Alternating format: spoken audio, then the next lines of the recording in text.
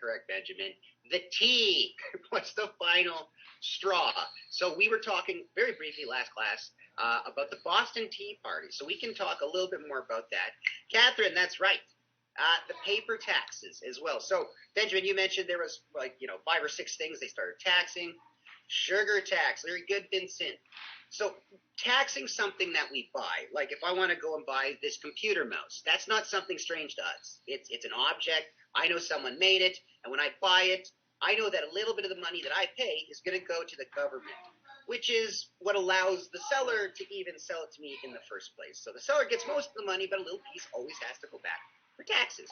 That's something that we're probably pretty familiar with, but we were not, or I should say they were not familiar with taxing things like printing paper, especially if it wasn't governmental paper. Maybe if you had to, I don't know, get some official tax not tax, that'll be confusing, official government documents for something. Well, it would make sense that maybe you have to buy them from the government. So if you got to pay a little extra to them, maybe that makes sense. That's not what the UK were doing to what will become the United States.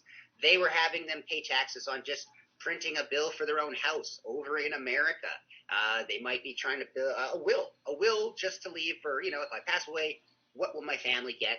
All of a sudden, they're paying money overseas just for printing up some paper. It was a very abstract idea and pretty expensive because they had to do a lot of documentation. The printing press had been invented for about 150 years at this point, but they also had their bureaucrats. They were copying things by hand. We had official record keeping, but all of a sudden that costs X amount of extra dollars, and that's really going to affect what they can afford.